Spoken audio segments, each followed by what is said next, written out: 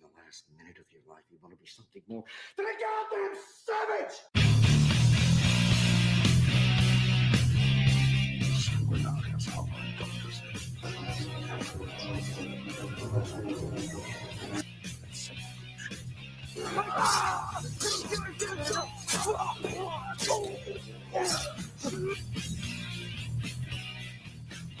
Annunziare mendaggio.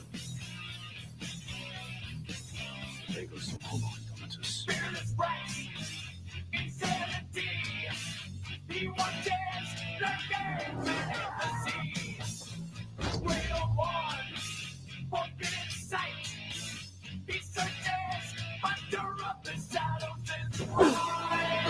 Like this, girl.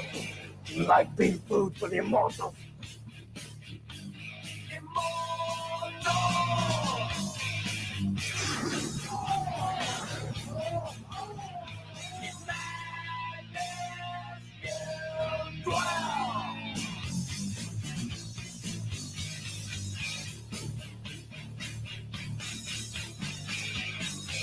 What is happening, my savage friends? You are listening to the voice of Immortal Coil, your oracle of whiskey mysticism. Revolution is my name. Here's the one. It is Sunday, the 12th of February, 2023, 10:29 p.m. Fuck that van. And it is time to get savage. What's going on, everybody? It's good to hear you. It's good to see you. Good to be with you. I'd like to invite you guys to lift high whatever it is you are imbibing and join me in the savage salute. Here is to us what is like us, not a goddamn thing.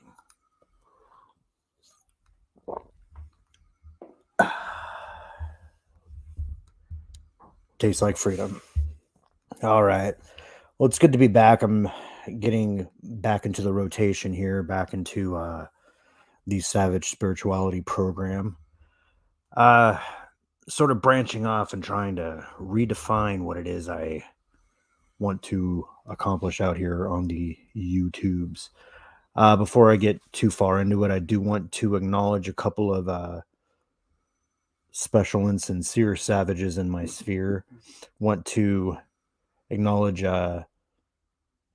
Miss Trina, the Lasso of Truth. She is a good woman. We want to acknowledge the author Stephen Walton. He is a interesting fellow.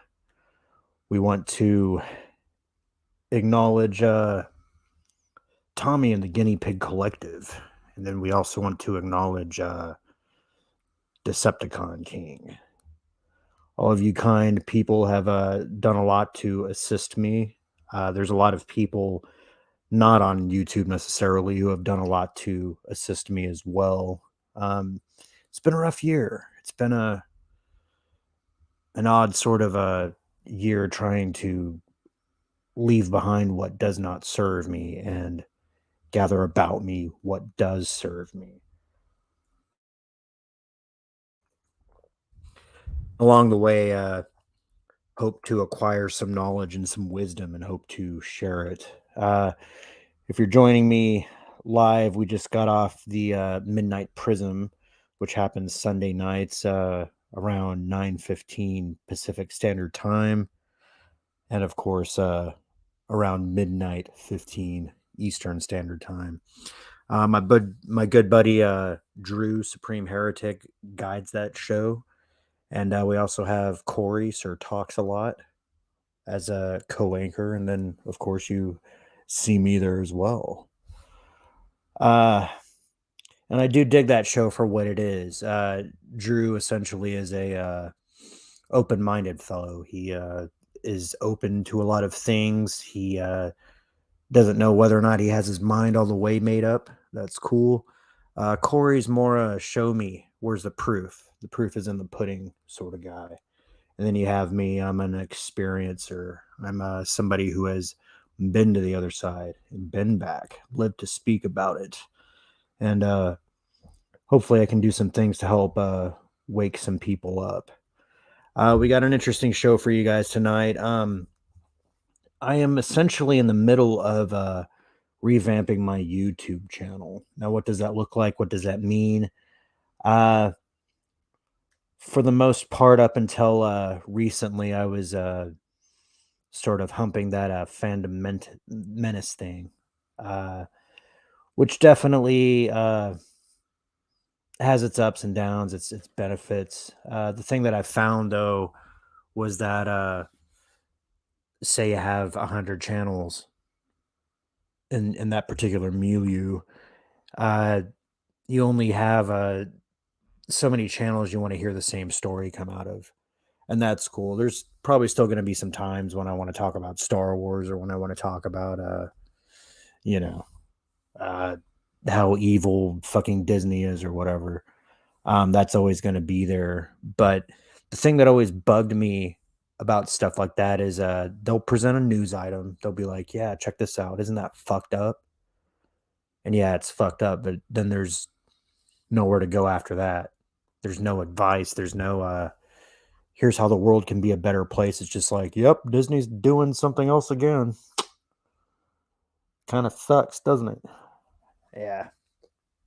That's not enough for me, especially considering the uh, trajectory my own experience has taken me. I purposefully eschewed many modern elements of life, uh, partially because I'm one of those guys that just you say that you're supposed to do something, and I'm just like, why? Why do you have to do it? Why does it have to be that way? What's so satisfying about that? What's so fulfilling about that? Um, because truthfully, as old Obi-Wan once said, your focus determines your reality, right?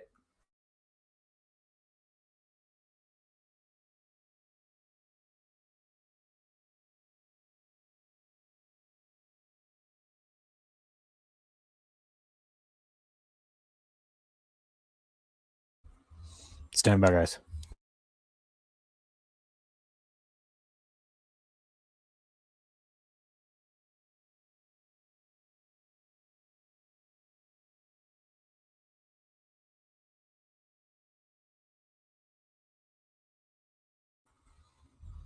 Okay, so your focus determines your reality.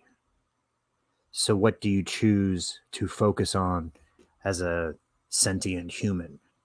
What does that look like to you? Is that getting up at 5 in the morning and putting on a tie, grabbing a cup of Joe, going to work for some jerk who may or may not represent you? And I get it. A lot of us fall into that trap that, you go to school, get a pretty wife, have 2.5 kids, and then you got to go work for C. Montgomery Burns on the hamster wheel, uh, much to your misery. The dark side of the moon says, hanging, haunting, quiet desperation is the English way. And that's just the modern world. They want to spin the web. They want to present the illusion. And I, for one, was sick of it. Um, there's no place for that sort of thing in my life. Um, quite literally walked away from it, walked into the woods, as it were. Didn't quite make it to the mountaintop, but I probably would have gone. Probably would have gone there. So this brand new direction. What does that look like? Well, let's talk about manifestation for a little bit, because that's really what it boils down to. You can never not manifest. The thing that you can do is you can do it consciously or you can do it unconsciously. Now, I've done this thing consciously many, many times. And simply, the easiest way to explain it is the universe is a giant copy machine. Whatever you think, it puts it out in the universe, and then the universe goes, indeed it is. So if you think you're a piece of shit, the universe will go, indeed you are. And not only that, you will use that thought, you will attract people in order to enact the piece of shitness that you believe that you are. Now imagine if you had a separate thought. I'm worthy. I'm worth it. I'm valuable. I have something important to put out there. The universe again will say, indeed you are. And then you will attract the persons, the places, the things in order to enact that idea of yourself. Now, what's the difference? The difference is in one version, you are powerless. You give all your forward momentum away to anyone else, to everyone else.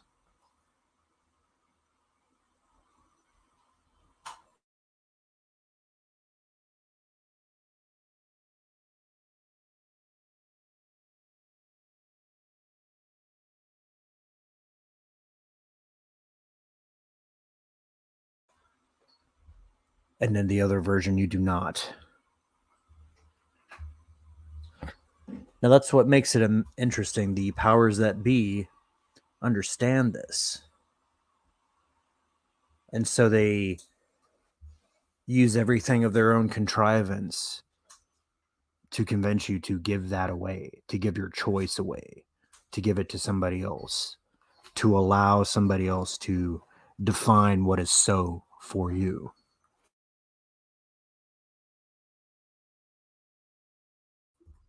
Whether it serves you or not. And typically in that situation, it serves you not. Now, what can you do to combat that? Well, the easiest thing that you can do is gain control over your own thought process. We had this interesting experiment once where for 30 seconds, you go on a complete free form writing exercise, writing any little thought that comes in your head. Now, 30 seconds is quite a long time. And if you're doing the exercise true to form, any tangent that your brain goes on, you will write down. Even if you decide, well, I don't have anything to think about, then you write that down. And then the next thing, this is stupid. So you write that down. When is this going to be over? So then you write that down for 30 seconds. You just follow your trains of thought. Now I'm a little bit more free form. So I did something that was kind of like, you know how William Burroughs used to type, where he'd go and cut up magazines and paste them, and it wouldn't make any sense, except it kind of did. That's what I would do. And the point of the experiment at the end of the 30 seconds is that you add up your word count, and then you take that word count and multiply it by 3.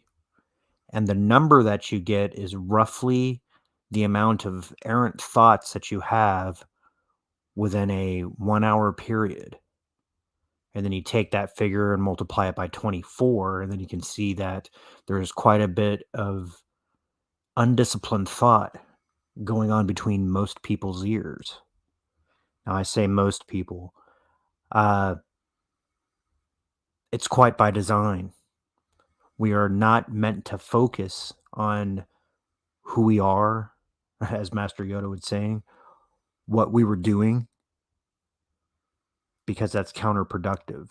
That's not conducive to society being like it is and looking like it is in the modern world. But if you go with society's plan, we're going to be doomed. We're going to kill each other. We're going to hate each other. We're going to separate from one another. And that's not good. I've had many conversations this week, and most of my conversations are very useful to me. Now, there's a certain amount of dealing with the world as it currently is set up, and I think I, like many others, tend to elicit a representative. You know, you have your guy that goes and does business, or you present your business front. Uh, which is sort of necessary. It's like an ambassadorial role, but it's not necessarily fulfilling. Um, the people that really bring benefit to me are the people who remind me of my own purpose, and that's who I tend to be for the people who are closest to me.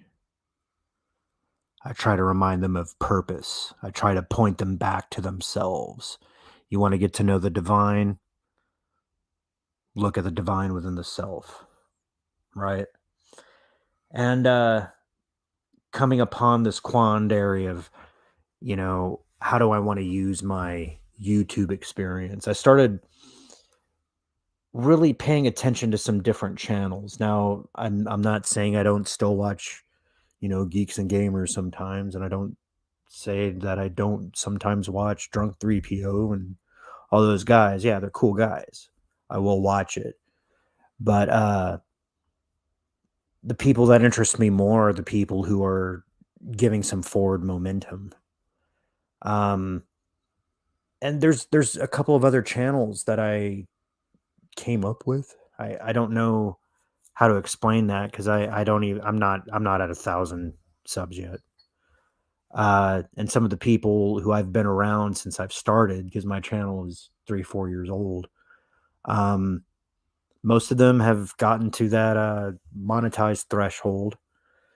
But I I have to say that they're doing a lot of the same kind of stuff, and that's just a rebel in me. I don't want to do what everyone else is doing. So here I am trying to uh, give people back to themselves. Yeah, we got Curtis here. Rock on, savages. I appreciate you showing up, sir. Um, so I started doing these shorts, and it's funny because I would do videos. I would take I don't know, about a week, between 5 to 7 days to create, edit, and publish videos on whatever pop culture. And I tried not to do it the same way everyone else did. I tried to see something within a pop culture element and see what the if there were any larger, like, archetypical or zeitgeist things that I can glean from it. Um, I guess a big example that's jumping out now. Last year when Loki first came out, there was an episode where the USS Eldridge, famous from the Philadelphia experiment, was featured in one of the episodes. So I used that pop culture reference to draw attention to the Philadelphia experiment.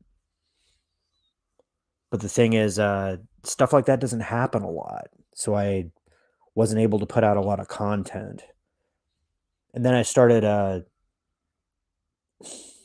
losing enthusiasm for that kind of content. Um, I do think that that stuff is needed to be known, but I don't know if doing it fandom menace style is necessarily going to prove to be ultimately successful. But you know what I am pretty good at is giving advice. I've been giving good advice since I was very young. And I was always that dude in my group of friends who was like, well, look at it this way. You know, I wrote a pretty good book when I was in my 20s. I didn't use my name, but I did use the Crystal Skull. And I wrote a book called 72 Treatises. And this came from a MySpace blog, actually, where I do something very similar to what I ended up doing on my YouTube shorts, where I would just put out a blanket statement and see what sort of engagement I got from my friends. And a lot of that stuff proved to be useful, and it was enough to write a book that was roughly 200 pages long. It was pretty cool. Now I'm not quite at the point where I can write a book based off of my YouTube shorts, but what I am noticing as far as algorithm goes, which if you want to be somebody on YouTube, you have to be a slave to the algorithm. is that my shorts videos have more engagement with the fucking audience than my 15-minute videos, all that shit that YouTube is telling me to do. So currently I have about I don't know, between let's say roughly 2 dozen of these shorts videos. But I was sort of doing them willy-nilly with no sort of overarching unifying thing, and I didn't know how to weave that into a live stream so that I can interact with my audience and blah blah blah blah.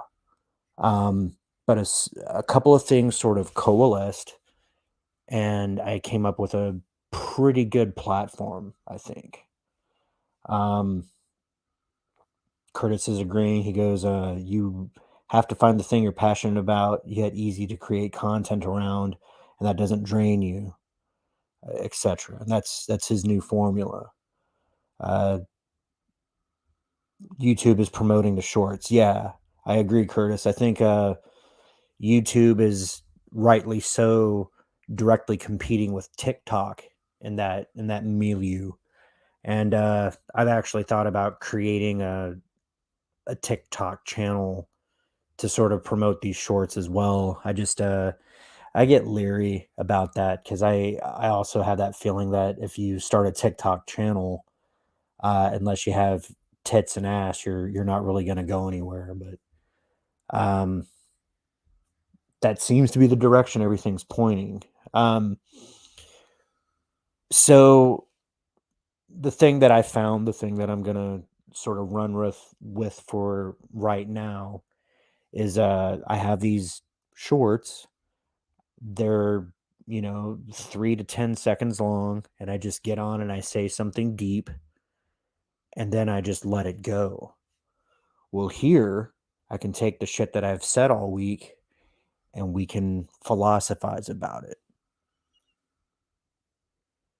And I really dig that idea, and as time goes on, the program grows and we get guests and all that kind of stuff, we can start to kick around these topics. I'd love to kick around this kind of stuff with you guys. So as I start to get into this, if you have thoughts, just throw them in the chat. We'll get going with it. Uh February 8th, I published a video and it said let the dogs howl. Just a very, very simple thing. It's odd. The week before, I had gone to Verietta Park. Now, for those of you that don't know, Verietta Park is next door to the home that Kurt Cobain ended his life at. I'm up in Washington State, and I am in transitional living, let's say that. So I don't mind saying that, generally speaking, I'm in the Puget Sound area. That's not necessarily doxing myself. Um, any given day, you can find me anywhere from Seattle to Auburn to Federal Way to Kirkland to Renton. I'm pretty omnipresent. Verietta Park is where Kurt Cobain's bench is. So if you watched MTV anytime in the 90s, or if you go and do your research on Nirvana and Kurt Cobain, they'll show a specific bench next door to where he ended his life, where Courtney Love came out and was reading letters and all that kind of stuff. And it's sort of turned into this Jim Morrison memorial, so I went out there. I drew a little K record shield on the bench. I was actually touching it up. I had drawn the original one there probably 2 years ago, and I noticed that some of the paint was starting to turn. And it's not that I go there every day. What I did is I went on Instagram and I hashtag Verietta Park, and somebody was always going to that bench. So I just kind of climbed through the time stream to see, like, is my thing still there? Is my thing still there? Is my thing still there? And I finally got to one where my thing had started to fade. And that sort of thing is important to me. For a lot of us, Nirvana changed our lives. So, um, that and when I got out there again, I noticed that people were leaving things out there that had nothing to do with Nirvana or being immemorial or indebted to Kurt Cobain. People were leaving like their fucking silly Instagram pages. And I'm not talking about like music related or tribute related. I'm talking about like, hey, come see me be a fuckhead online, which has no place at a memorial site. So, right. And something something occurred to me that I could just create a short out there. So I wasn't like sitting on the bench and saying, hey, love you, Nirvana.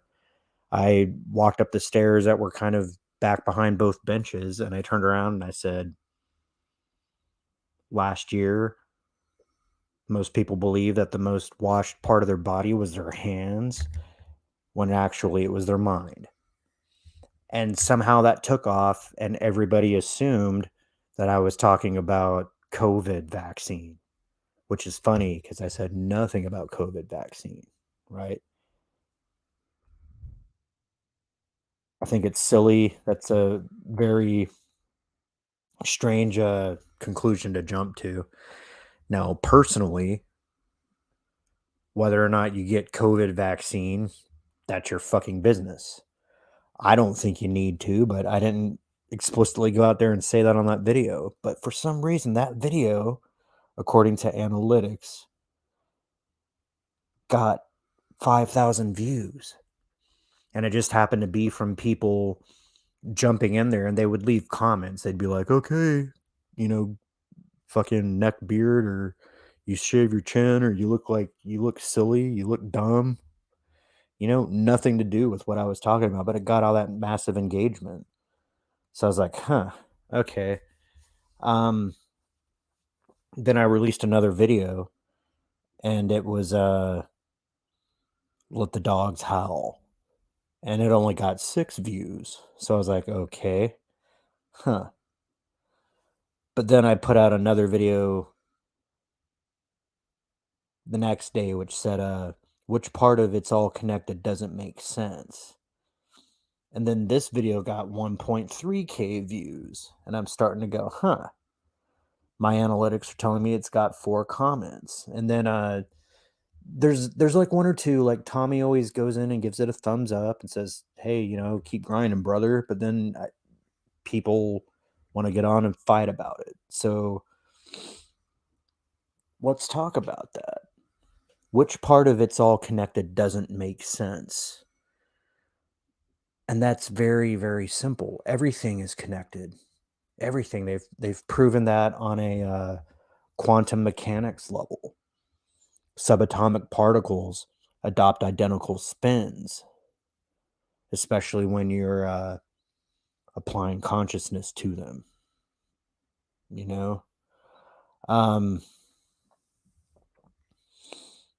and if that's what's going on at the micro level, imagine what's going on at the macro level. Now, furthermore, much like I was speaking to uh, early in the program, if everything's connected, you have a way to access that connection and put conscious thought to it and use that connection to improve the quality of your own experience and the quality of others' experience. Some people call that magic. I think it's a silly thing to call it, but um, that seems to be the term that most people are familiar with. Um, One of the things I've been doing lately is have a nightly gratitude list. And it's a simple thing. It's like you just write down 10 things that you're grateful for.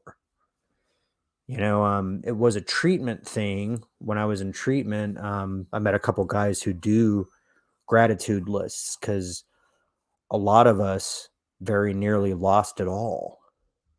And so most people's gratitude lists would look like, I'm glad that I had a hot meal, and I'm glad that I have a warm blanket, and that or my wife still loves me, or whatever the fuck. Um, And some of that stuff definitely applied to my gratitude list, but I'd also say stuff like, I'm glad that I'm a conscious motherfucker. I'm glad that I know how manifestation works. And then, yes, quote unquote magic. Now part of the exercise was I was sharing my gratitude lists. And if you're listening to this out there, try it. Try it for a week.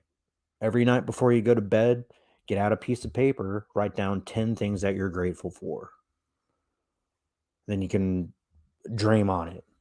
Wake up the next morning, take a picture of it, and send it to the people you give a shit about. Some of them will be like, hey, that's the coolest fucking thing I've ever seen. That's a good idea. Some of them will be like, what, you're into that hippie shit now? Nah, fuck him. And that's sort of like let the dogs howl. If people want to talk shit, Curtis, gotta love those comments. Yeah. If people want to talk shit and run their mouth, let the dogs fucking howl. It's not going to make any difference. You know what? It's just going to be more background noise. And dogs can yip and yipe. They can, jaw jack. They can wag their fucking tongue until the cows come home. Are you going to let it pull you off your purpose? Are you going to let it stop you from sharing wisdom? And that's the thing. You never know who needs to hear what you have to say. And if you clam up or if you assume that nobody wants to hear it, well, you've taken that choice from everybody else, haven't you? I have a buddy in one of my DMs. It's like a group DM, and he does that all the time. He's like, man, I should blah, blah, blah on my own YouTube channel. And I'm like, well, why don't you? And he goes, because my ideas are dumb. They're dumb. And I'm like, they're not dumb, dude. Nobody's going to say it like you do. We all have that gift of perspective. I'm spitting it like I spit it. Somebody might say it a different way. It is what it is, Curtis is a good chat. He says that's all it is, just background noise. He also says he hasn't looked too deep into Cobain's life. He liked Nirvana though. Yeah, Kurt Cobain was very intelligent, but he had a lot of like poor self-esteem and poor self-perception. So he was a very, very, very capable artist, but he had a thing for the grotesque, and he whether it was lyrics or painting or whatever.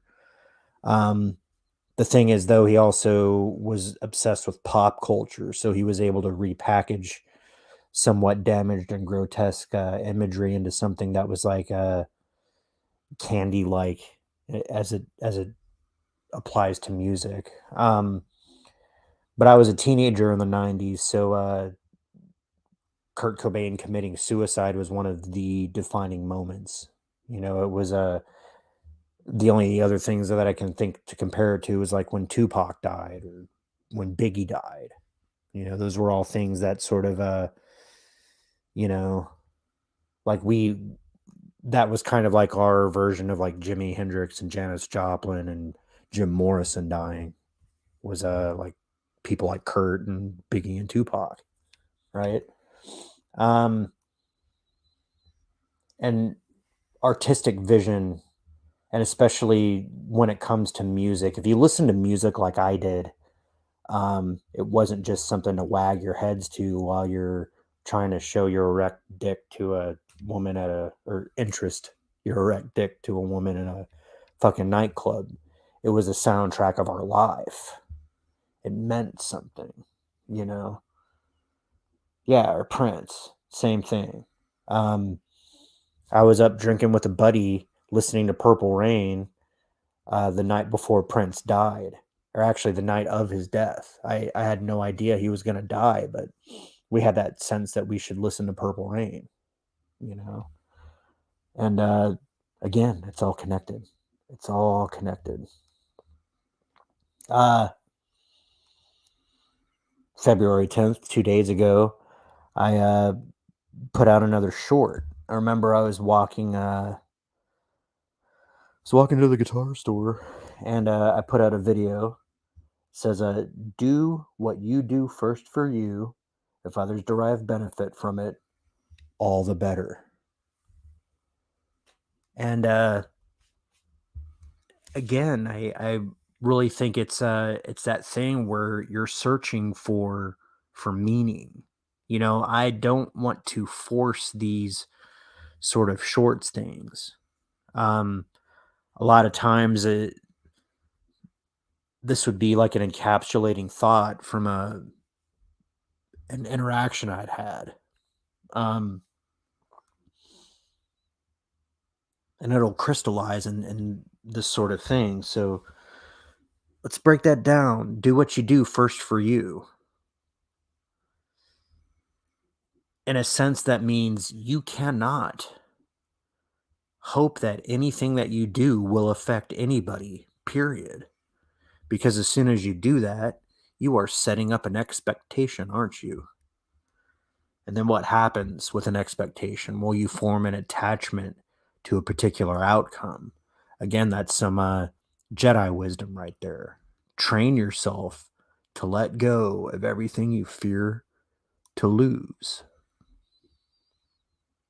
You can't tell anybody to do anything. That's a source of misery for millions of people. You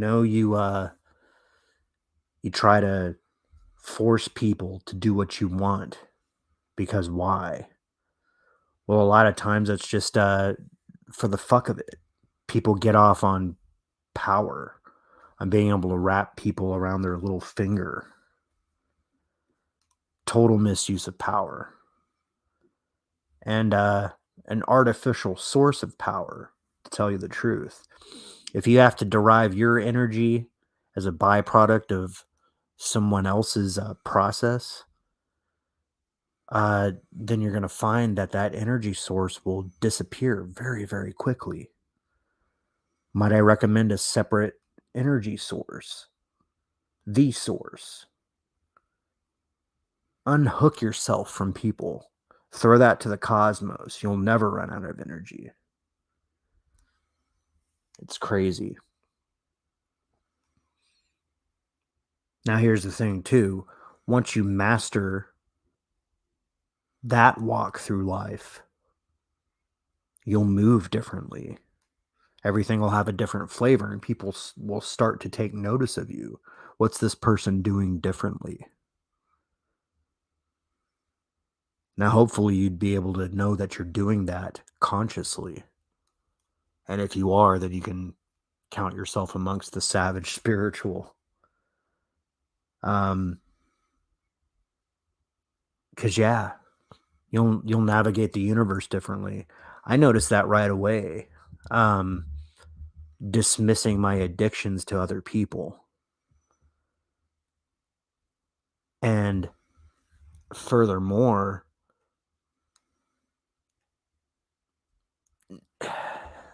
not needing that anymore, not needing that from people anymore. And you notice the people that are stuck in that sort of cycle where they're addicted to other people's energy, most of them are scared and nervous. They're shaking in their fucking boots. They're shitting in their fucking pants.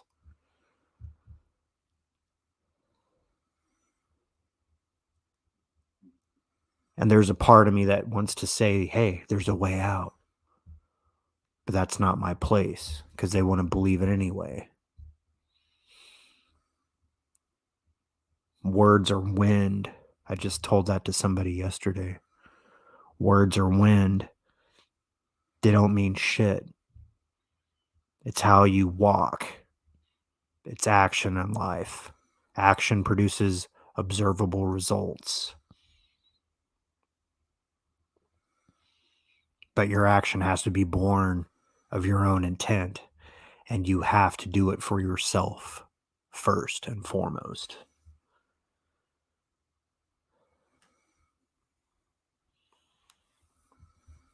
Yesterday, I created a short that says, Don't allow anyone outside of your own skull to define your reality for you. Anybody who does not serve to elevate you gets the axe. That's a very pointed conversation that I had with somebody who felt trapped in a bullshit relationship, and that was a romantic relationship, a romantic entanglement. And I hate it when my computer is chiming at me.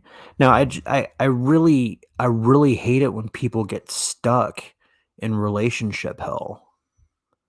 They think that they have no choice to it. They're like, whatever, I got a house, I have kids. I hear that a lot. I have kids. And that's what this person was saying too. I can't leave. I can't move. I'm stuck. I have kids. And I'm saying, what would you do weren't it for the fear? And they said, well, I'd leave. Well, why don't you leave? Because I have kids. Okay. By staying and not leaving, what are you teaching your kids? What are you modeling for your kids? And then they got all weird when I said that because it forced them to confront something. They feel like they're martyring themselves and dying on a fucking cross to stay with somebody that they don't care about and they're not passionate for anymore because they have kids.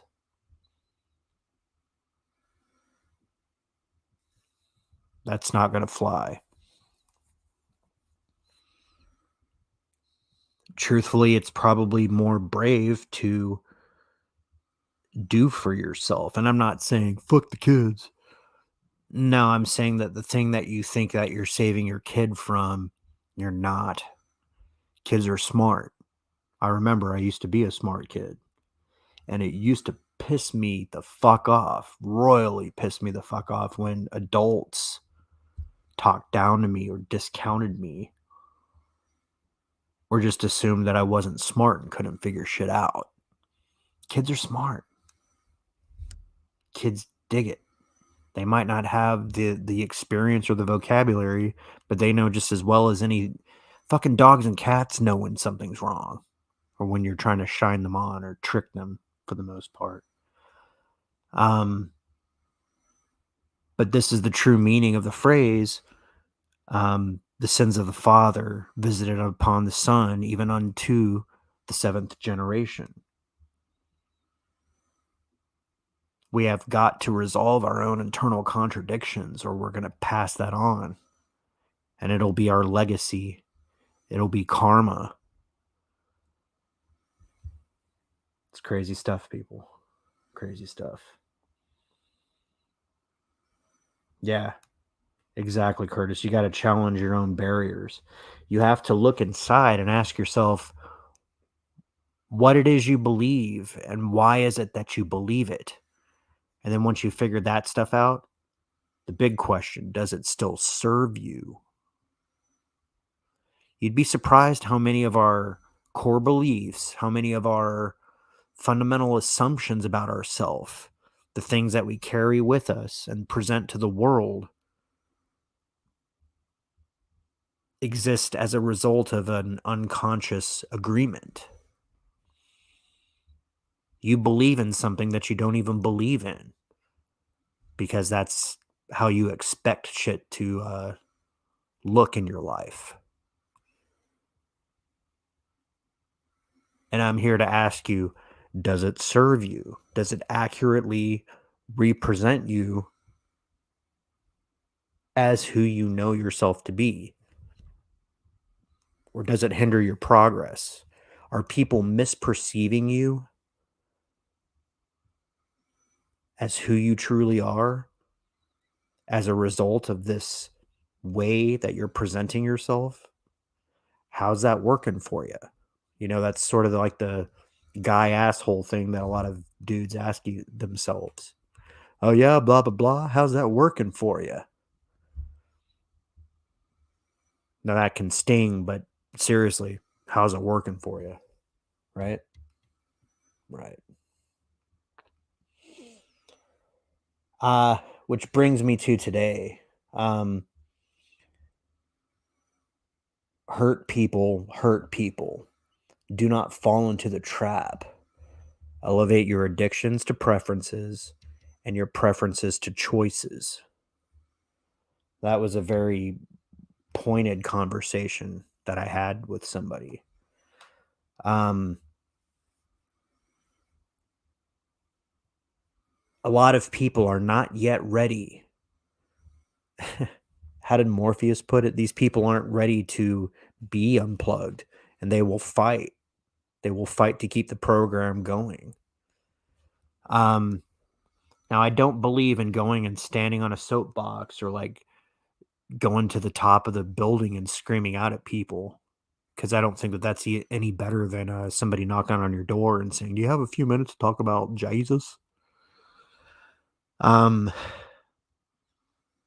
So my advice does not go out unbidden.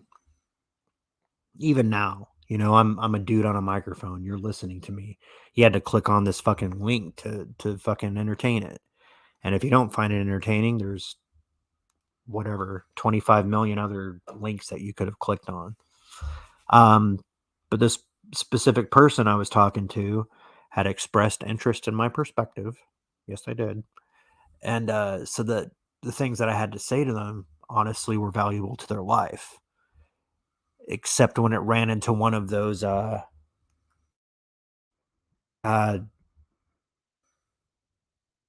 beliefs that they weren't really ready to let go of because it was scary. And again, it was a self-worth thing. It's like, you're trying to tell somebody that they're worth it, that they're magnificent and unique and beautiful, and they're not ready to hear that. So what do? They turn it around and they say, "Well, what the fuck do you know? Blah, blah, blah." And they said some personal things that hurt. And I'll admit, it shut me down for a little while. Did not know what to do with that for a couple of hours. And I had to figure out a way to look at it, because listen, I know that people,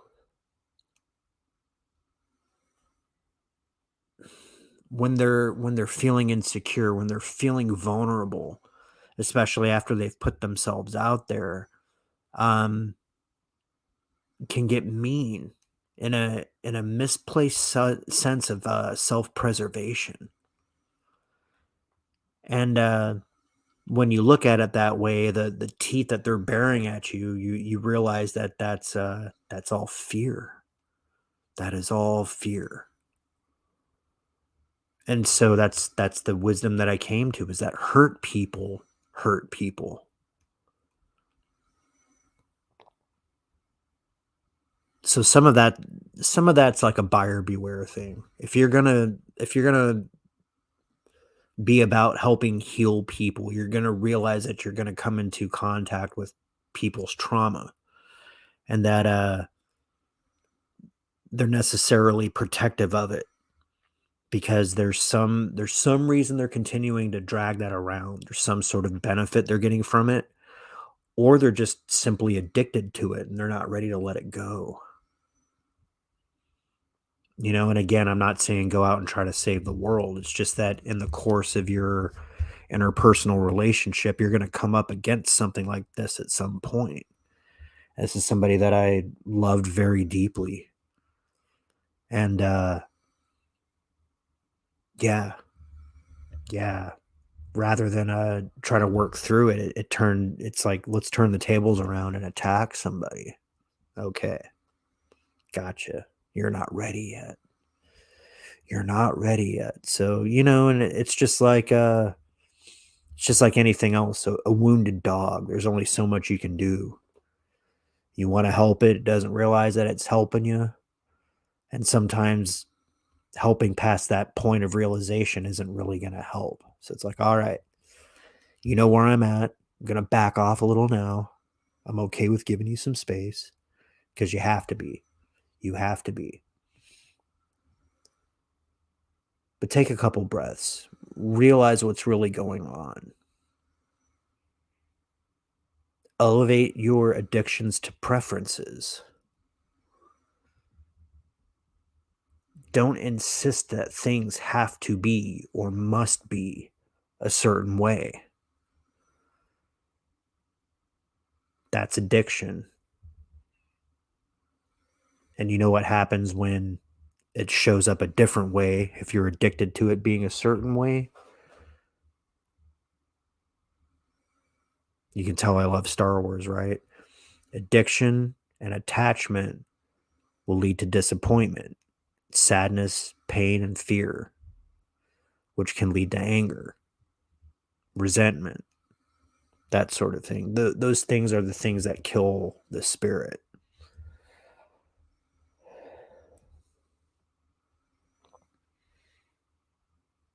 And when your spirit's sick, that's when you start to act out. That's when it's very possible to become violent towards society, to do all these things that we know we shouldn't, but something insane happened to us, so we want to react insanely. So, what happens when we elevate our addiction to a preference? That means that you don't necessarily need for something to happen, but you would prefer it would happen. You know, I don't need a gorgeous woman. I would prefer one. That's pretty cool. But am I going to die if I don't get one? Nah. I've had them in the past. I've also not had them in the past. I'm still here. It's something that I walked through.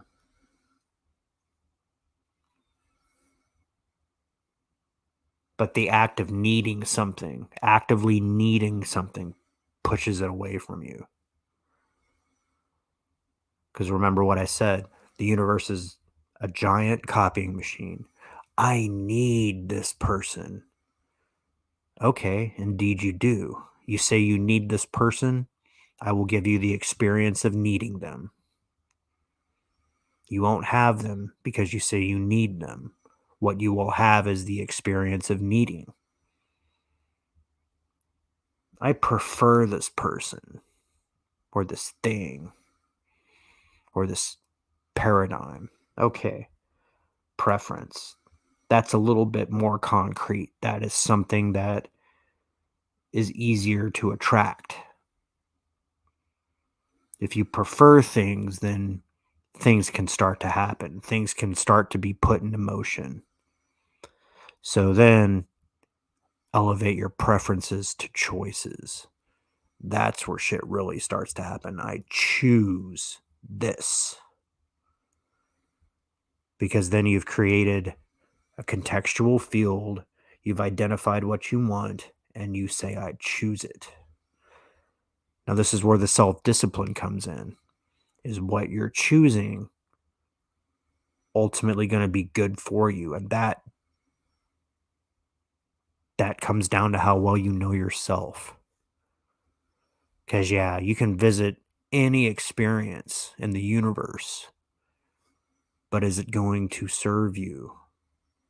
And once it's served you, is it going to serve others? These are deep questions. This is the point of savage spirituality. It's to look inside. It's to realize that you have more skill than meets the eye. But it's also to say that there's nothing crazy or mysterious or out there about it. It's just the way shit works. Take it from me, Immortal Coil. It works. I've been there. I've seen it work.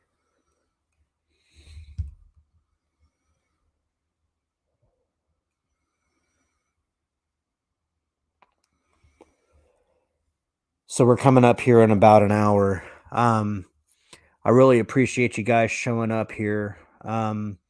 Most people catch my channel on the replay, so be sure to share out the link. Also follow me on Twitter.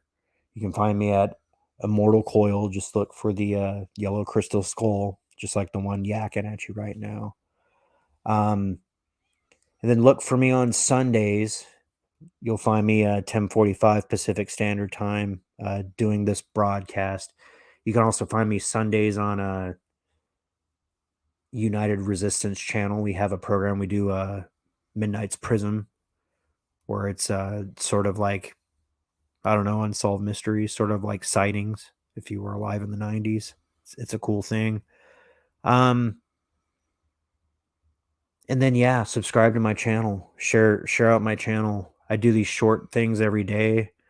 Um, I'm thinking I'm gonna have to start doing like maybe 2 or 3 of them a day if catching the algorithm is gonna be a thing. Because this sort of conversation is way more in my wheelhouse than talking about whatever, Captain America being gay or black or whatever everybody's upset about.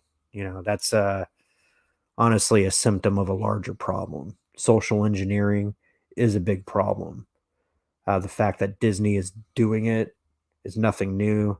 The fact that Disney is gobbling up every entertainment company it can is not new. But trying to figure out a way to make that personal and, again, something that you can affect personally. That's what we need to focus on. So yeah, I'm going to hop off for the night. I really appreciate you guys for coming in. Curtis, it's been cool talking with you. Um, I'm gonna check out your channel, buddy. If you got some content, I will throw you a follow. Um, excuse me. And yeah, until next time, my friends, stay savage.